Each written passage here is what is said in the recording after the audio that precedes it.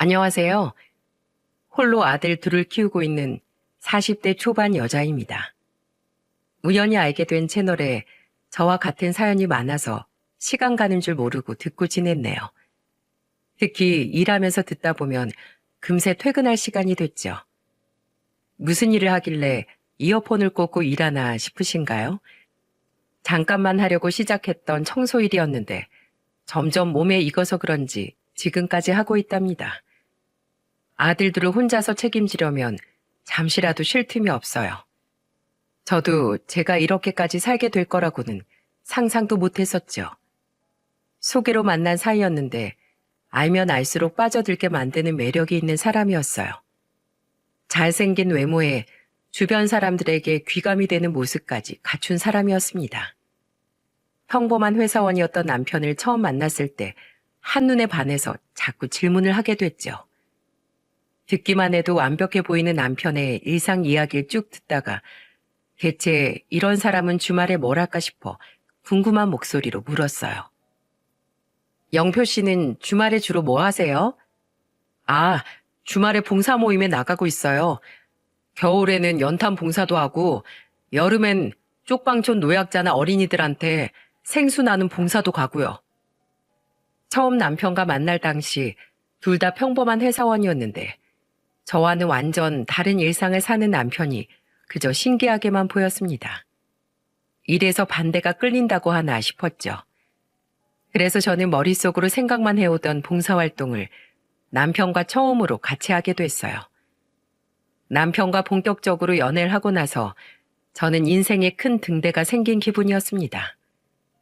왜냐하면 남편은 제 인생에 큰 아픔까지도 전부 보듬어준 사람이었죠. 그때는 정말 왜 이런 사람을 이제야 만났지 하는 생각까지 들었어요. 사실 저는 부모님 모두 세상을 떠나시고 남동생과 둘이 살고 있었답니다. 그래서 가족 이야기가 나오면 저도 모르게 입을 꾹 다물게 됐죠. 그런데 이걸 처음으로 알아채준 사람이 남편이었어요. 한 번은 남편과 맥주 한잔 하면서 가족들 이야기를 나눴던 적이 있었습니다. 그때 남편은 장난 가득한 목소리로 가족들에 대해 말했죠. 우리 엄마 손이 얼마나 큰 줄 알아? 식구는 5명인데 반찬 한 번 만들면 동네 잔치라도 열 것처럼 엄청 많이 만드신다니까? 와, 그래도 항상 냉장고가 가득 차 있겠네. 집밥 먹는 것도 복이야. 너희 어머니는 어떠신 분이야? 한 번도 얘기해 준 적이 없는 것 같아서 내가 무슨 말 해도 맞장구만 치길래 못 물어봤는데 오늘은 좀 궁금하다. 분명 좋은 분이실 것 같은데 나한테도 가족들 얘기 좀 들려줘. 그때 남편의 말에 저도 모르게 말문이 턱 하고 막혔어요. 8살 때 아버지가 세상을 떠났고 26살 때 어머니가 유방암으로 세상을 떠난 후로는 밖에서 가족들 이야기를 편하게 한 적이 없었습니다. 그런데 남편이 제 가족들 이야기가 궁금하다고 하는 말에 저도 모르게 술술 나왔어요. 이 사람이라면 이해해 줄 것 같다는 생각에 저는 남편한테 편하게 털어놓기 시작했죠. 나는 가족이 남동생이랑 나랑 딱 둘뿐이야. 아버지가 8살 때 사고로 돌아가셔서 원래는 엄마랑 세 식구였는데 몇 년 전에 엄마도 암 투병하다 떠나셨어. 몇 년 전에? 유방암이라 그래도 극복할 수 있을 줄 알았는데 우리 엄마는 점차 호전되는 것 같더니 갑자기 돌아가셨어. 그때가 나 26살 때라 진짜 세상이 다 무너지는 줄 알았는데 지금은 그래도 많이 괜찮아졌어. 그때는 남동생이랑 서로 의지하면서 지냈더니 시간 가는 줄도 몰랐어. 혼자보단 둘이 낫지. 남동생도 회사 다녀? 지금은 뭐 하고 있어? 경찰 공무원 시험 준비 중이야. 합격하면 나한테 효도하겠다고 벌써부터 벼르고 있어. 원래는 가족 이야기가 나오면 자리를 피하거나 말을 돌리던 저였는데 그날은 남편한테 제가 살아온 모든 이야기를 털어놓았습니다. 보통 제 가정사를 알게 되면 사람들은 저를 측은하게 생각해요. 그럴 때면 엄마가 저한테 유언처럼 남긴 말이 떠올랐죠. 엄마는 마지막 순간을 예감하시고 저와 남동생을 불러서 힘겨운 목소리로 유언을 남기셨습니다. 둘이 서로 도우면서 잘 살아야 해. 그리고 부모 없다고 기죽지도 마. 너희들 잘못한 거 없으니까 어디서든 당당하게 살아. 이렇게 가서 미안하다. 엄마 일어나야지. 엄마가 여기 있는데 왜 우리가 부모가 없어? 엄마 일어날 거잖아. 사람은 어차피 다 떠나는데 엄마는 조금 일찍 가는 것뿐이야. 너한테 침만 주고 가서 미안하다. 동생 잘 챙기고 우리 딸, 아들, 엄마가 많이 사랑한다. 그때만 해도 엄마가 이렇게 허망하게 떠날 걸 예상하지 못한 저와 남동생은 힘이 빠져가는 엄마 옆에서 오열하며 울었죠. 그렇게 엄마가 떠나고 한동안 슬퍼하던 저와 남동생은 한 가지 다짐을 했었어요. 부모가 없다고 기죽지 말고 엄마의 유언처럼 항상 당당하게 살기로 다짐했었답니다. 남들이 뭐라고 해도 부모님은 늘 저희를 지켜볼 거라고 믿었죠. 그래서 정말 하늘 우러러 한 점 부끄러움 없이 사는 게 목표였어요. 그런데 남편은 제 가정사를 다 듣고도 저를 불쌍해하지 않고 남동생이 궁금하다면서 같이 만나자고 하던 남편이 정말로 남동생을 만나러 학원 앞에까지 왔었습니다. 경찰 공무원 시험을 준비하던 동생을 배려해 직접 학원 앞까지 만나러 갔었죠. 처음에는 둘이 형동생 하면서 친하게 지내길래 저도 흐뭇하기만 했어요. 그러던 어느 날 동생이 저한테 깜짝 놀랄 소리를 털어놨죠. 누나, 형이 절대 말하지 말라고 했는데 이건 좀 아닌 것 같아서 말해야겠어. 뭔데? 둘이 무슨 일 있었어? 형이 지난달부터 학원에 와서 내 학원비를 내주고 가. 괜찮다고 해도 나 수업 듣고 있는데 몰래 와서 학원비를 내고 가는 거야. 근데 오늘은 생활비 보태 쓰라고 돈도 주고 갔어. 내가 이걸 어떻게 받아? 누나랑 결혼한 사이도 아니고. 남동생의 말에 저는 기겁하고 놀랐습니다. 좋은 뜻인 건 알겠지만 왜 저렇게까지 하나 남편을 이해할 수 없었어요. 그래서 저도 모르게 괜히 남편을 만나자마자 화를 내면서 말했죠. 오빠 진짜 웃긴다. 왜 나 모르게 내 동생 학원비를 내줘? 그리고 생활비는 왜 주고 가는데? 지금 동정하는 거야? 나랑 내 동생 찢어지게 가난한 것 같아서 선심 쓰는 거냐고. 지금까지 얼마나 준 거야? 내가 다 갚아줄게. 그런 거 아니야. 내가 왜 동정을 해? 미래 처남 될 사람인데 내가 그 정도도 못해? 뭐 처남? 그래. 미래 처남 될 사람한테 점수 좀 따겠다는데 왜 그래? 이게 그렇게 화낼 일이야? 저는 괜한 자격지심에 남편한테 괜한 화를 냈던 겁니다. 어느덧 결혼 정년기였던 저와 남편은 자연스럽게 결혼 이야기를 하고 나누곤 했어요. 그래서 남편은 진지하게 미래까지 생각하면서 남동생을 살뜰하게 챙기고 있던 거죠. 그날 저녁 괜히 미안한 마음에 셋이 모여서 술 한잔할 자리를 마련했습니다. 그리고 다 모인 자리에서 술을 마시다 진지한 목소리로 남동생한테 말했어요. 준영아, 너 꼭 이번 시험 합격해. 세상에 이런 형이 어딨어. 제가 단호한 목소리로 남동생을 보며 말하자 남동생은 알겠다고 대답하더니 뒤이어 남편에게 술을 한 잔 따라주면서 말했죠. 형님, 제가 지금은 형님이라고 부르지만 나중에 제가 매형으로 부르는 순간엔 꼭 당당한 경찰이 되어 있을게요. 그리고 이 은혜 잊지 않고 살겠습니다. 근데 형님 마음 충분히 제가 알고 있는데요. 저도 아르바이트 하면서 제 인생 착실하게 살고 있어요. 저 그렇게 막 여기저기 기대고 손 벌리면서 사는 놈 아니에요. 그러니까 너무 저 신경 안 쓰셔도 돼요. 그렇게 남편은 남동생이 그렇게 거절하는데도 기어코 수험생활 내내 옆에서 큰 힘이 되어줬답니다. 그 정성 덕분에 남동생은 그해 경찰 공무원 시험에 당당하게 합격할 수 있었어요. 남동생이 합격했다는 걸 알고 둘이 부둥켜 안고 울었죠. 아마 부모님이 살아계셨다면 뛸 듯이 기뻐하셨을 겁니다. 남동생이 경찰 공무원이 된 후 저는 남편과 결혼식을 준비했어요. 시댁에서는 제가 부모님이 안 계신다는 걸 알고 예식 준비 내내 저를 배려해주던 좋은 분들이셨죠. 혹시나 부모 없는 자식이라고 싫어하실까봐 걱정했는데 그런 걱정을 했던 제가 다 부끄러울 정도였어요. 어머님은 한복을 고를 때도 저한테 직접 전화하셔서 다정하게 말하셨죠. 혜진아, 너 다음 주에 시간 좀 내줄 수 있니? 어머님, 다음 주 가능해요. 무슨 일 있으세요? 아니, 한복 고르러 가야 되는데 우리 아들은 영 안목이 없어서 네가 좀 봐줬으면 어떤가 하고 저번에 보니까 선물 고르는 안목이 아주 좋던데. 당연하죠. 제가 다음 주에 예쁜 한복으로 골라드릴게요. 갑작스런 전화에 놀랐는데 어머님은 한복을 고르러 같이 가자고 부탁하려고 전화하셨던 겁니다. 흔쾌히 가겠다고 하긴 했는데 시누이도 있는데 왜 굳이 절 데려가나 싶었어요. 그리고 약속된 날 한복을 보러 갔죠. 어머님은 제가 골라드린 한복이 마음에 드셨는지 이리저리 거울을 보고 계셨습니다. 그때 옆에 있던 직원이 어머님을 보면서 감탄하며 말했어요. 어머, 어머님 너무 고우세요. 따님이 안목이 참 좋으시네요. 그 한복 저희 가게에서 제일 잘 나가는 디자인인데 어머님이 제일 잘 어울리세요. 이런 따님이 시집가서 아쉬우시겠어요.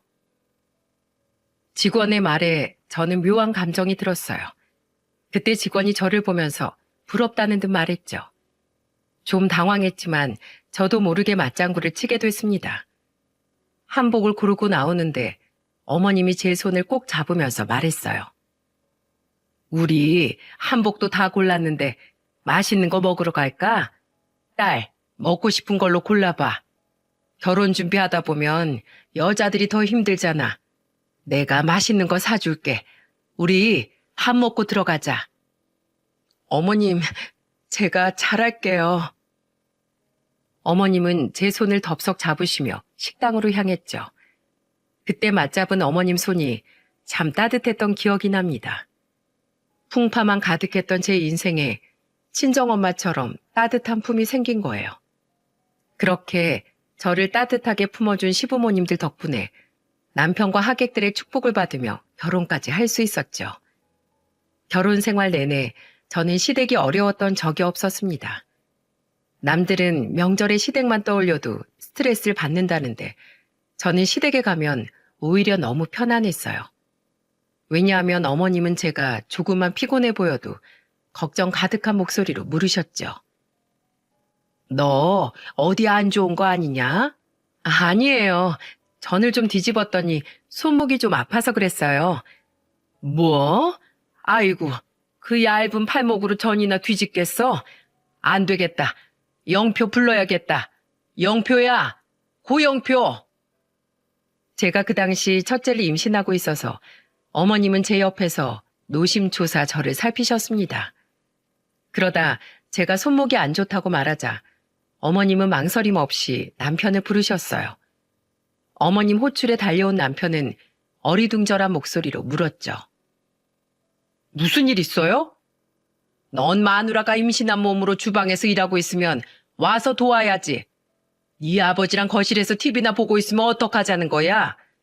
너 자식 태어나도 거실에서 TV 보면서 낄낄거리고 있을 거야? 아, 제가 몰랐어요. 지금이라도 제가 할 테니까 두 사람은 나가서 쉬어요. 재료도 다 있네. 저만 뒤집으면 되겠네요. 그때 남편은 시동생까지 불러서 둘이 전을 만들었습니다. 제가 첫째를 임신했을 무렵에 시누이는 이제 막 결혼한 새댁이었어요. 시누이는 저를 보면서 부러운 목소리로 말했죠. 새언닌 좋겠다. 나도 이런 시어머니 있었으면 명절에 시댁 가는 발걸음이 가벼웠을 텐데. 아가씨 시댁에서도 잘해주신다면서요. 제가 임신해서 그런지 어머님 걱정만 늘어나셨어요. 안 그래도 엄마가 새언니 몸이 허약한 것 같다고 보양식이라도 해줘야겠다고 하던데요. 우리 엄마가 손이 보통 큰 게 아니잖아요. 새언니 덕분에 저도 보양식 얻어먹고 갈 것 같아요. 어머님은 시누이와 저를 차별하거나 편애하지 않으시고 공평하게 대해주려고 노력하셨습니다. 원래도 손이 큰 어머님이셨지만 시누이와 제가 집에 갈 때면 둘이 똑같은 반찬통에 반찬을 챙겨주셨어요. 그러면서 어머님은 우스갯소리로 장난치듯 말씀하셨죠. 똑같이 챙겨줘야 군말 없이 잘 먹지. 내가 어느 집으로 더 가는 것 없이 똑같이 담았으니까 삼시세끼 잘들 챙겨 먹어. 특히 첫째 혜진이는 홀몸 아니니까 밥 2공기씩 먹고 엄마가 먹는 건 아이도 같이 먹는 거야. 그러니까 귀찮다고 배달 음식 같은 거 너무 먹지 말고. 세상에서 이런 듣기 좋은 잔소리가 또 있겠습니까? 저만 보면 삼시세끼 챙겨 먹어라. 신발은 굽없는 편한 거 골라 신어라. 항상 배를 따뜻하게 해라 하면서 잔소리를 하는 어머님이 저는 너무 좋았습니다. 게다가 명절에 본 제 신발이 불편해 보였는지 어머님은 임산부가 신고 벗기 좋은 신발까지 사서 오신 적도 있었어요. 신발 사이즈까지 꼭 맞는 걸 본 어머님은 그제야 안도의 한숨을 쉬면서 말했죠. 아이고, 맞춘 신발처럼 꼭 맞네. 이 신발이 임산부들한테 그렇게 좋다더라. 자주 신고 다르면 말해. 엄마가 또 사다 줄 테니까. 제 생각해서 신발까지 사온 어머님을 그냥 보낼 수 없어서 같이 저녁까지 먹으면서 긴 대화를 나눴어요. 정말 친정엄마처럼 저를 많이 걱정해 주셨어요. 그리고 그날 퇴근하고 온 남편이 저와 같이 밥을 먹고 있는 어머님을 보면서 놀란 목소리로 물었죠. 엄마, 평일에 여기까지 웬일이세요? 오늘 둘이 어디로 가기로 했었어요? 넌 일로 바쁜 것도 좋은데 임신한 네 아내도 잘 살펴야지. 출산 예정일 다가올수록 몸이 얼마나 무거워지는데 매일같이 일하던 애가 일도 그만두고 남편 돈 쓰기가 쉽겠어? 네가 알아서 좀 잘해. 남편은 어머님의 말에 깜짝 놀란 듯 했습니다. 제가 다니던 회사가 신혼집과 거리가 멀어서 그만두게 됐었어요. 제 돈 벌어 쓰다가 남편 돈 쓰려니까 여간 눈치 보이는 일이 아니었는데 어머님이 콕 집어서 말해주시니까 속이 다 시원했죠. 그렇게 저는 무사히 출산까지 할 수 있었어요. 여자는 출산하고 나면 친정엄마 생각이 가장 많이 난다고 하지 않습니까? 첫째를 키우면서 정말 어머님과 많이 가까워졌다는 걸 저도 느꼈죠. 그래서 서툴렀던 육아도 점점 손에 익어서 눈 감고도 할 수 있을 만큼 늘었답니다. 아마 저는 어머님이 안 계셨다면 결혼 생활 그만큼 유지하지도 못했을 거예요.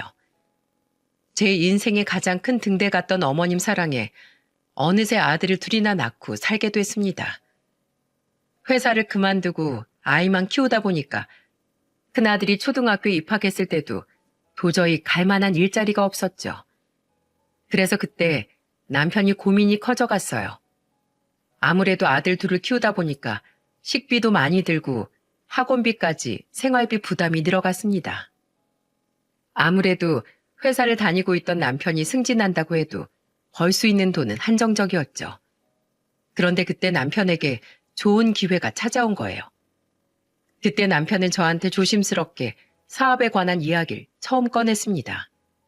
한참을 들어도 걱정스러운 표정을 짓는 저한테 남편은 이렇게 말했죠. 사업이라는 게 어떻게 될지 아무도 모르는 일이긴 한데 우리 가족 먹고 살 돈은 확실하게 벌 수 있어. 이건 내가 장담해. 원래 위험이 따르는 일이 수익이 큰 법이잖아. 그건 아는데 정말 쫄딱 망하면 우리 네 식구 뭐 먹고 살아? 당장 나부터도 일자리 못 구하고 있잖아. 둘 중 한 명은 안정적인 직장이 있어야 애들 먹이고 입히고 살지. 그렇긴 한데 이게 정말 놓치기 아까운 거라 그래. 사업한다는 사람들은 이 아이템 다 부러워한다니까? 진짜 자리만 잘 잡으면 대박은 따놓은 거야. 확신에 가득 찬 남편은 사업에 대한 의지를 꺾지 않았어요. 결혼 생활 8년 조금 넘게 사는 동안 성실한 회사원으로 살던 남편이 어디서 바람이 들었는지 의아했습니다. 그런데 의지가 강한 남편을 보니까 정말 뭘 해도 될 사람 같은 표정이었죠. 그래서 저는 남편한테 단호한 목소리로 말했어요. 당신 그럼 나랑 약속해. 이 사업 망하면 2번은 없는 거야. 알겠어? 당연하지.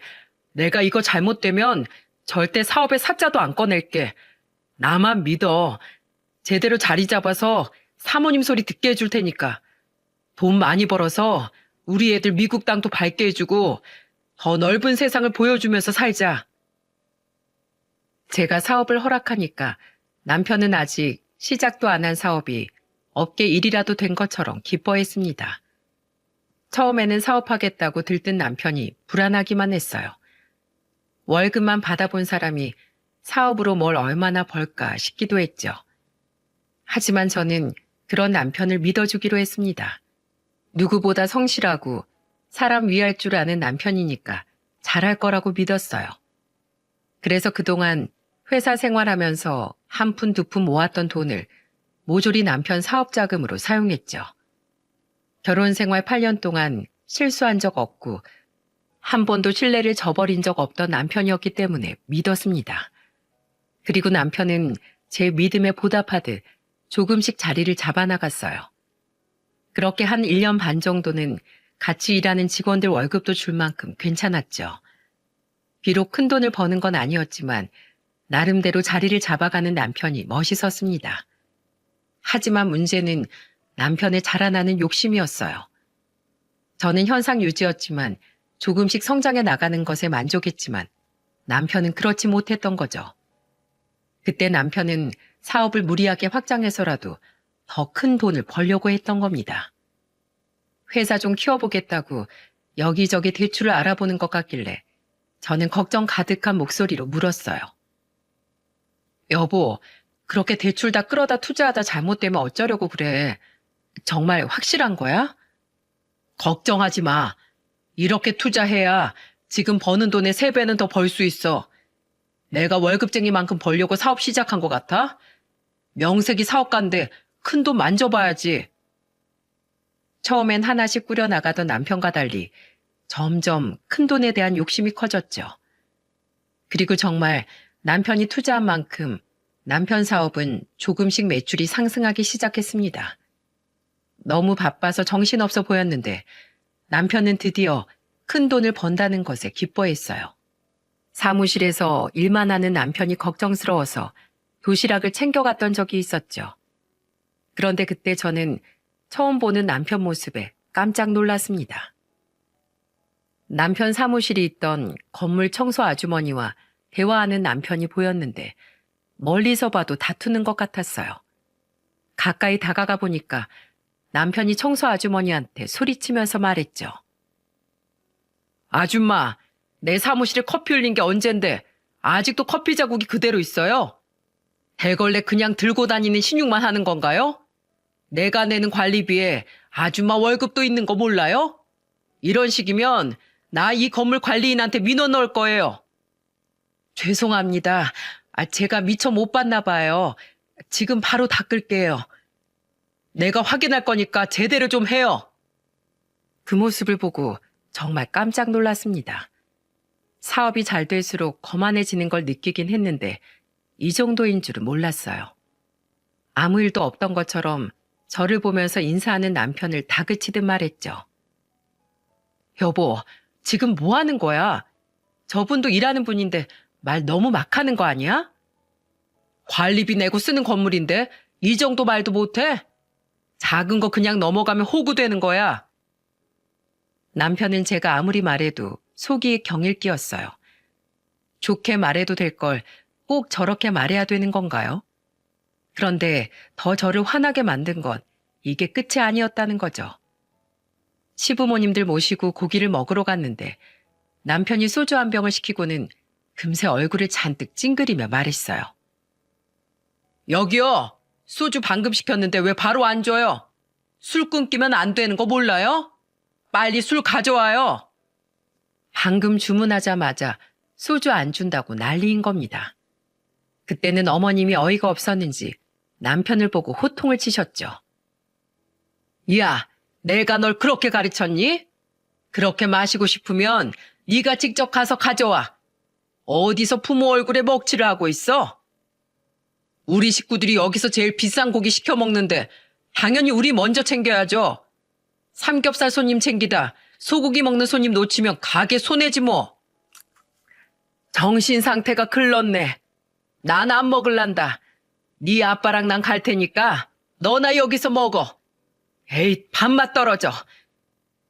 결국 어머님은 아무리 말해도 들어먹지 않는 남편을 두고 나가셨어요.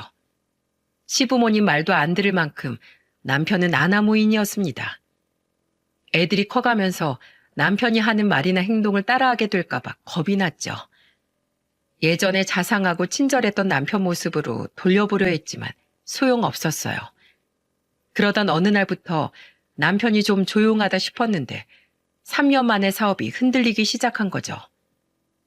혼자서 막아보려고 안간힘을 쓰고 있었는지 제가 알게 됐을 땐 이미 여기저기서 돈을 끌어다 쓴 뒤였습니다.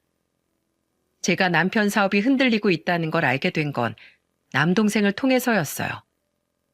그 당시 결혼 준비를 하던 남동생이 저한테 심각한 목소리로 전화를 했던 거죠. 대뜸 안부를 묻더니 한참을 뜸을 들이는 겁니다. 분명 할 말이 있는 것 같길래 저는 답답하다는 듯 남동생을 재촉하며 물었어요. 준영아, 누나한테 할 말 있으면 해. 뭔데 빙빙 돌리면서 피하는 거야. 그게 있잖아. 매형이 급하게 쓸 일이 있다고 3천만 원 빌려갔는데 벌써 2달째 연락이 안 되네. 나 그거 결혼 자금인 거 누나도 알잖아. 남동생의 말에 정말 뒤로 자빠지는 줄 알았죠. 저한테 한마디 상의도 없이 남동생한테 3천만 원을 빌려서 회사 자금으로 쓰고 있던 겁니다. 그렇게 돈 빌려가 놓고 남동생 연락을 모조리 쌩까고 있던 거예요. 이제 좋은 여자 만나 결혼할 준비 중인 남동생한테 미안했죠. 그래서 저는 남동생한테 잠시 기다려달라고 부탁했습니다. 그리고 그날 저녁 어김없이 술에 취해 들어온 남편한테 화를 내며 물었어요. 당신 준영이한테 돈 빌렸어? 말하지 말라니까 그놈의 자식이 또 그걸 말했어? 뭐? 그놈의 자식? 내 동생한테 그 돈이 어떤 돈인지 나 알아? 지가 악착같이 모은 결혼 자금이라고. 그걸 빌려가고 입 싹 닫고 있으면 어떡해? 사업하다 힘들면 좀 늦어질 수도 있는 거지. 되게 뭐라고 하네. 솔직히 말해서 천안 경찰 만들어준 거 나잖아. 생활비, 학원비, 월세 내가 다 해줬는데 그 정도 보상은 나도 받을 수 있는 거 아니야? 참 그렇게 안 받는데 처남도 쫌생이 같다. 그럼 그때 투자한 돈 회수하겠다고 3천을 뜯어냈다는 거야? 당신 미쳤어? 두말 필요 없고 당장 내 동생 돈 내놔. 이번 주까지 안 갚으면 바로 이혼이야. 그날 이후 저는 남편과 한 지붕 아래 두 집 살림이 시작됐죠. 저는 완전히 남편을 투명인간 취급하고 애들을 챙기면서 지냈어요. 주말에 밥을 먹을 때도 남편 밥은 일부러 안 챙겼고요.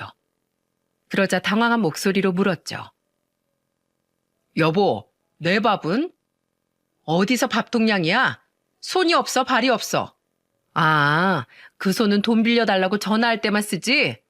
발은 돈 받으러 갈 때만 쓰고. 알아서 좀 해먹고 살아봐. 돈에만 미쳐 살지 말고. 유치하게 먹는 걸로 왜 그래? 더 유치한 걸 보기 싫으면 돈 갚아라. 남편의 말에도 저는 꿈쩍도 안 했답니다. 남동생한테 돈 들어오면 바로 말하라고 했는데 그때까지도 간간무소식이었어요. 그래서 밥부터 빨래, 하다못해 옷을 개놓는 것도 남편 것만 쏙 빼고 했죠. 그러자 며칠 뒤 남편이 지긋지긋하다는 목소리로 말했습니다. 내가 진짜 더럽고 치사해서 처남돈 꼭 갚는다. 일단 3천만 원 갖고 나서 말해. 꼭 저렇게 빈수레가 요란하더라. 큰소리 떵떵 치고 나간 남편은 그날 바로 남동생한테 3천만 원을 갚았더군요. 그때까진 이혼만은 피하고 싶었는지 순순히 갚았죠. 그래서 남동생은 결혼식을 무사히 올릴 수 있었습니다. 저는 미안해서 남동생 신혼집에 작은 냉장고를 하나 놔줬어요. 모든 게 무사히 마무리된 줄 알았는데 몇 달 뒤 정말 큰 사고가 터졌죠. 어느 날 갑자기 우편함이 가득 찼길래 보니까 압류장에 독촉장까지 전부 돈 갚으라는 우편물이었어요. 심지어 집으로 사채업자까지 찾아왔었고요. 애들 올 시간에 찾아온 사채업자가 집 앞에서 남편 이름을 부르면서 행패까지 부렸죠. 사채업자한테 사정사정해서 겨우 돌려보낸 적도 있어요. 결국 자꾸 숨기려 드는 남편을 붙들고 대체 빚이 얼마나 되나 다 말하라고 했죠. 그런데 남편 빚 규모는 생각보다 엄청났습니다. 금융권 빚에 사채, 지인들 돈까지 각종 빚이 총 5억이나 됐어요. 심지어 남편은 신용불량자가 될 위기였어요. 정말 신용불량자가 되는 것만큼은 막으려고 저는 살던 아파트를 내놨죠. 살던 집을 팔고 급한 빚을 정리하면서 저희 네 식구는 허름한 빌라로 이사하게 됐습니다. 그날 저녁 저는 남편을 보면서 진지한 목소리로 말했어요. 여보, 과거 다 잊고 그냥 우리 애들만 보고 살자. 애들 불쌍하지도 않아? 여보, 미안해. 내가 그동안 너무 욕심을 부렸어. 다 내 탓이야. 알면 됐어. 그러니까 앞으로는 후회할 짓 말고 잘 좀 살자. 그날 저녁 남편은 펑펑 울면서 지난 날을 반성했죠. 그래서 저는 그런 남편의 진심을 믿어보기로 했답니다. 그런데 그때 눈물이 악어의 눈물일 줄은 꿈에도 몰랐어요. 앞으로 닥칠 미래를 모른 채 저는 빚을 갚기 위해 청소업체에 취직했죠. 그곳은 입주 청소, 건물 청소 등을 하는 곳이었습니다. 제가 청소일을 시작한 걸 알게 된 어머님은 저한테 전화해서 눈물을 흘리며 말하셨어요. 못난 아들 때문에 네가 이게 무슨 고생이야. 괜찮아요. 이렇게 돈 벌 수 있는 게 어디예요. 살다 보면 이런 날도 있는 거죠. 내가 네 얼굴 볼 면목이 없어. 미안하다. 정말 미안해. 저한테 미안해하는 어머님을 보니까 마음이 아팠습니다. 그러던 어느 날 어머님이 교통사고를 당했다는 전화에 저는 깜짝 놀랐죠. 그래서 병원에 가보니까 어머님은 골절상을 입어서 입원을 하셔야 했어요. 생각보다 많이 다친 어머님 상태를 보고 깜짝 놀랐습니다. 대체 왜 거기서 사고를 당했냐고 물으니까 어머님은 눈물을 흘리며 말하셨죠. 너 도와주고 싶어서 나도 일하러 가고 있었어. 미안하다. 도와주려다 침이 됐네. 왜 그러셨어요? 제가 괜찮다고 했잖아요. 어머님이 이러고 계시면 제가 더 죄송하잖아요. 사고는 남편이 치고 뒤치다거리는 저와 어머님이 하다가 참 별꼴도 많이 봤어요. 그 후 저는 퇴근하면 어머님 병실로 향했습니다. 그리고 몇 시간씩 말동무도 해드리고 정성을 다해서 병간호를 했었죠. 그때 어머님은 누워 계시면서도 본인 몸보다 저를 먼저 걱정하셨어요. 그래도 제가 이렇게 병간호를 할 수 있던 건 남편이 집안일을 전담했기 때문입니다. 남편이 쉽게 취직이 안 되니까 시간이 많아져서 애들도 돌보고 집을 관리했죠. 그래도 그때를 돌이켜보면 집에서 집안일이라도 하던 남편이 양심은 있었구나 싶네요. 그렇게 2년을 저는 매달 300만 원씩 버는 돈을 모두 빚 갚는 데 썼습니다. 몸은 힘들어도 청소일 덕분에 큰 고비를 넘을 수 있었죠. 그리고 그 무렵 남편은 친구 회사에 운 좋게 취업까지 했어요. 그래도 인맥 관리는 했는지 그나마 다행이었죠. 이제 둘이 버니까 금방 빚을 갚을 수 있을 것 같았습니다. 한동안 조용히 회사 일 하는 것 같더니 남편은 또 새로운 일을 벌렸죠. 그래도 하나 다행인 건 남편을 회사에 취직시켜준 수남 씨와 동업을 한다는 거였어요. 수남 씨는 사업만 하던 사람이었고 직원도 많이 고용할 만큼 탄탄하게 운영하고 있었습니다. 친구 회사에서 일하다 수남 씨가 자회사를 설립하면서 남편이 자연스럽게 동업자로 같이 하게 된 거죠. 그 무렵 남편 월급이 500 정도였어요. 매달 저희 둘은 월급을 한 곳에 모았습니다. 그리고 남편은 그 돈을 보면서 안심하듯 말했죠. 이번 달도 대출금 잘 막을 수 있겠다. 당신 진짜 수고 많았어. 나만 고생했나? 당신도 일하잖아. 회사는 어때? 월급 500만 원 꾸준하게 탈 수 있을 것 같아? 그럼 500만 원은 보장하니까 걱정 마. 남편도 월급 500을 빚 갚는 데 쓰고 있었어요. 그런데 어느 날부턴가 남편은 행색이 눈에 띄게 달라졌어요. 분명 월급은 다 대출금 갖고 있었는데 그럴 돈이 어디서 났나 싶었죠. 저는 주차장에서 처음 보는 고급 세단차에서 내리는 남편을 보면서 깜짝 놀라서 물었습니다. 당신 이게 뭐야?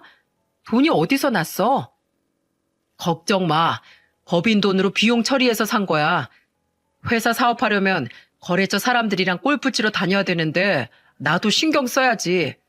이것도 회사 이미지라고 수남이가 날 위해서 인심 쓴 거야. 저는 수남 씨가 동의했다고 하니까 그냥 믿었어요. 게다가 둘이 동업을 하면서 집에도 자주 놀러 왔기 때문에 제법 친했던 사이였죠.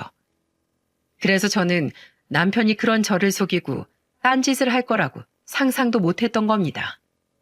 하지만 날이 갈수록 고급 차와 시계, 명품 옷까지 씀씀이가 점점 커지는 남편이 이상하게 느껴졌어요. 그래서 수남 씨를 한번 만나보려 했지만 괜히 남편 일에 나서는 극성 아내인 것만 같아 선뜻 묻지도 못했죠. 그렇게 둘이 동업한 지도 4년 차가 될 쯤이었습니다. 예전에는 참새가 방앗간 들리듯 오던 수남 씨가 뜸해졌을 때였어요. 그러던 어느 날 수남 씨가 대낮에 전화해서 심각한 목소리로 물었죠. 재수 씨, 혹시 지금 시간 되세요? 중요하게 따로 할 말이 있어서요. 곧 점심시간이니까 가능해요. 무슨 일이세요? 일단 만나서 얘기해요. 저는 심각한 수남 씨 목소리에 무슨 일이 터졌구나 싶었습니다. 아무래도 불안해서 저는 조퇴를 하고 수남 씨를 만나러 갔죠. 그런데 카페에서 만난 수남 씨는 충격적인 사실을 털어놨어요. 저를 보자마자 수남 씨는 작정했다는 듯이 말했습니다.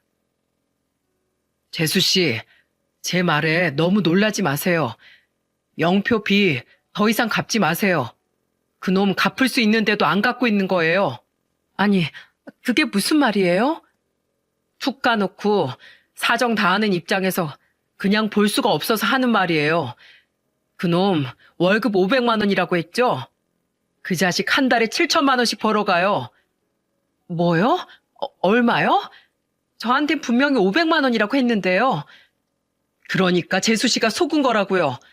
새 출발 시켜주려고 일시켰던 건데 그놈이 지금 저도 완전 호구로 보고 회사를 엉망으로 만들고 있어요. 개벌은 남 못 준다고 지금 완전 망하기 일보 직전이라고요. 수남 씨의 폭로에 저는 정신이 나가는 것 같았어요. 망치로 한 대 얻어맞은 기분이었죠. 알고 보니까 수남 씨는 몇 달 전부터 남편과 회사 지분을 두고 소송 중이었던 겁니다. 남편이 수남 씨 몰래 공금 횡령도 모자라 직원까지 마음대로 자르고 채용하고 있던 거예요. 저는 너무 기가 막혀서 수남 씨한테 화를 내며 말했죠. 그걸 왜 지금 와서 말하는데요? 저도 소송하면서 그 자식이 재수 씨 속이고 있다는 거 알았어요. 웬만하면 남의 집안에 분란 만들고 싶지 않은데 저도 그냥 당할 수가 없어서 말하는 거예요. 그 자식 잘 먹고 잘 사는 모습 보고 싶지 않다고요. 그제야 정신이 들었습니다. 수남 씨는 그동안 불쌍한 남편 걷어서 사람 구실하게 만들어줬는데 은혜도 모르고 욕심을 부리고 있는 남편한테 배신감을 느낀 거예요. 그래서 소송하면서 알게 된 사실을 저한테 털어놓고 가정 파탄을 내려고 한 거죠. 말이 좋아 저를 구해주려고 했던 거지 실상은 남편한테 엿먹이려고 했던 겁니다. 그래도 결과적으로 저한테는 도움이 된 사실이라 저는 수남 씨한테 감사 인사를 하고 일어났어요. 집으로 가는 길이 구말리 같았죠. 그날 저는 어머니께 아이들을 부탁했습니다. 그리고 차분한 목소리로 말했어요. 어머님, 애들 좀 부탁할게요. 중요하게 남편이랑 할 말이 있어서요. 꼭 오늘 단판 지어야겠어요. 그때 눈가가 촉촉한 저를 본 어머님은 자세한 내막을 묻지 않으셨습니다. 그리고 제 손을 잡아주면서 따뜻한 목소리로 말하셨죠. 나는 네 편인 거 알지? 무슨 일 생기면 엄마한테 다 말해. 나는 늘 네 편이었어. 감사합니다, 어머님.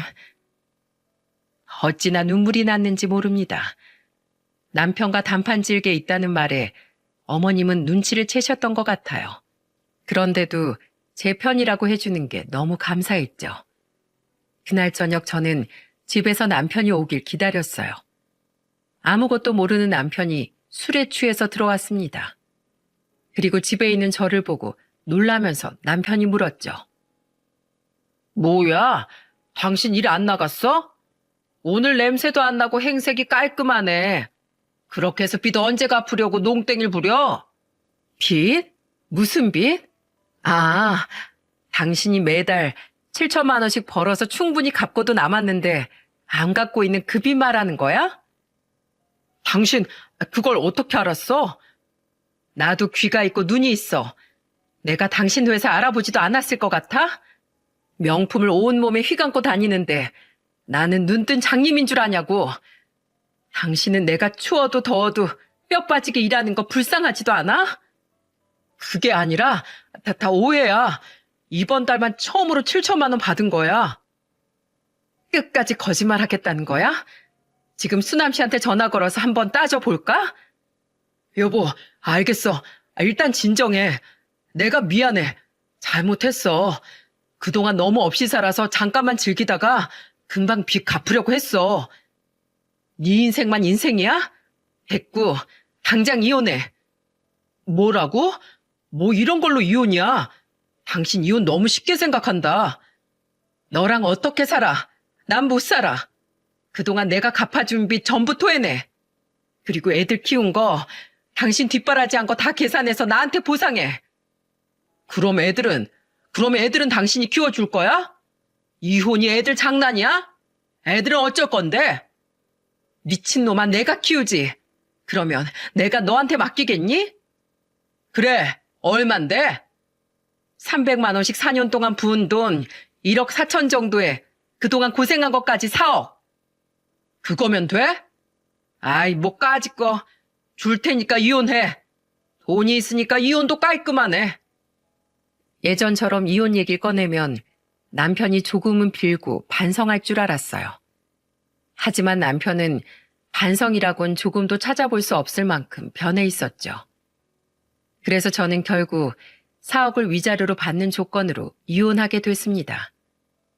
놀라울 만큼 깔끔하게 이혼하는 걸 보니까 언제든 가정을 버릴 준비가 된 사람이었다는 생각까지 들었어요. 그동안 지도 아빠라고 애들이 눈에 밟혀서 못하다가 꼬리 밟힌 김에 이혼을 결심한 거죠. 저는 차라리 잘 됐다 싶었습니다. 애들만 보면서 살면 되는 일이니까요. 하지만 저는 어머님과 헤어지는 게 너무 힘들었죠. 그때도 어머님은 살던 빌라를 처분하고 새 집으로 이사할 준비하던 저를 찾아오셨어요. 양손엔 애들 좋아하던 반찬까지 싸들고 와서 저를 보면서 미안한 목소리로 말했습니다. 내가 너한테 해줄 게 이런 것밖에 없네. 우리 손자들 잘 먹던 반찬이랑 네가 좋아하던 열무김치야.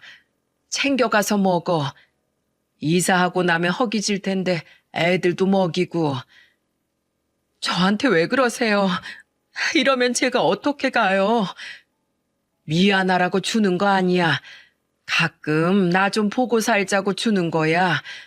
반찬 먹고 싶어서라도 나한테 전화할 거 아니야. 우리 안부나 묻고 살자꾸나. 못난 남편과는 쉽게 갈라설 수 있었는데 어머님과는 참 어려웠죠. 저는 연락드리겠다면서 약속을 하고 돌아섰어요. 그렇게 이혼하고 1년 정도 지났을 무렵 남편 놈은 꼬박꼬박 양육비를 보내왔습니다. 그래도 양심은 있구나 싶었는데 돈만 보내고 면접 교섭권이 있으면서도 애들 보러 한 번도 오질 않았죠. 대체 뭐하고 살길래 애들을 한 번도 안 보러 오나 수남 씨한테 물었어요. 그런데 알고 보니까 남편 놈은 고삐 풀린 망아지처럼 맨날 해외로 골프 여행 가고 이 여자 저 여자 사귀면서 난리를 치고 있던 거죠. 진짜 갈라서길 잘했다 싶었는데 시간이 좀 지나자 양육비가 뚝 끊긴 겁니다. 이제는 정말 막장까지 가는구나 싶어서 양육비 달라고 전화를 했더니 전화를 안 받더군요. 그때 수남 씨한테 전화했죠. 그러자 수남 씨는 기쁜 목소리로 말했습니다. 제가 소송에 이겨서 그 자식 완전히 찬밥 신세 됐어요. 근데 그동안 거래처 돈도 안 주고 개판을 쳐놔서 사실상 쫄딱 망한 사업이에요. 매출도 반토막 났는데 그래도 그놈 자식이 먼저 망한 거 보니까 제 속이 다 시원해요. 그동안 회사를 개떡같이 운영하던 남편놈은 수남 씨와 긴 소송을 하다 결국 회사에서 완전히 밀려났죠. 게다가 수남 씨는 남편한테 5억 원 위자료 청구까지 했어요. 결국 남편은 완전히 개털 신세가 된 겁니다. 양육비를 왜 안 보내나 했더니 보낼 돈이 없던 거죠. 그런데 남편놈이 얼마나 뻔뻔한지 아십니까? 남편의 마지막 전화 한 통에 남아있던 정마저 털려버렸습니다. 글쎄 추악한 그놈이 저한테 전화해서 울먹이면서 말하더군요. 여보, 나 있잖아. 내가 준 사업 중에 1억만 주면 안 될까? 내가 너무 힘들어서 그래. 수남이 그놈 완전히 나쁜 새끼야. 그놈이 나 사회에서 매장시켰다니까? 그러니까 나 좀 제발 도와줘. 이게 지금 지난 1년 동안 한 번도 자식 얼굴 보러 오지도 않은 사람이 전차한테 할 소리랍니까? 그래서 저는 그 벌레만도 못한 남편한테 화를 내며 소리쳤죠. 야, 뭐라고? 1억? 너한테는 1,000원도 아까워. 다 네 업보야. 인과응보라고. 그딴 식으로 행동하니까 개털이 되는 거지. 다신 나한테 연락하지 마. 알겠어? 평생 독거노인처럼 외롭게 살아라. 아이고 시원하다. 이렇게 말해버리고 바로 전화를 끊어버렸어요. 그리고 다음날 아예 제 번호도 바꿔버렸습니다. 정말로 질기낙연이 끝이 난 거죠. 지금 40대 초반의 나이에 제 30대를 돌아보니까 가장 잘한 일이 결혼이자 이혼이라는 걸 알았답니다. 비록 남편 때문에 고생했던 결혼 생활이지만 저는 어머님과 지금까지도 가끔씩 특별한 날이면 안부를 묻고 지낸답니다. 아이들 생일이면 어머님은 꼭 케이크 쿠폰을 보내주시고요. 비록 자주 보지 못해도 저를 생각해 주시는 어머님의 따뜻한 마음이 느껴지면 너무 든든했죠. 그리고 수남 씨는 남편이 망친 사업을 정리하고 이제는 원래 하던 사업에 집중하고 확장해 나가고 있다고 했습니다. 이 와중에 제가 이렇게 사연을 쓴 건 혹시나 어머님이 이 채널을 듣게 되실까 봐 썼습니다. 비록 힘들긴 했지만 어머님 며느리로 살아서 행복했다는 걸 꼭 전해드리고 싶었답니다. 그리고 제가 이혼한 이유도 오로지 남편 때문이라는 걸 전하고 싶었죠. 자꾸 못해준 게 많아서 미안하다며 자책하는 어머님이 눈에 밟혀서 시간이 지난 지금도 가슴에 한으로 남았습니다. 옛말에 도둑한테도 의리가 있고 땅꾼에게도 꼭지가 있다라는 말이 있지 않습니까? 세상에 의리는 개한테 주고 없는 놈이랑 어떻게 살겠나요? 못된 짓을 하려고 해도 의리가 중요하다는데 이런 남편놈과는 하루빨리 갈라서는 게 답이라고 판단했습니다. 그 덕분에 아이들은 건강하게 아주 잘 크고 있어요. 좋은 것만 보고 건강한 생각을 하는 바른 아이들로 키우려고 노력 중이죠. 홀로 두 아이를 키우는 게 벅차기도 하지만 애들 보면서 힘내고 있어요. 이런 저한테 많은 응원 부탁드립니다. 제가 어디서 이런 응원을 받아보겠습니까? 모두들 끝까지 들어주셔서 감사드립니다.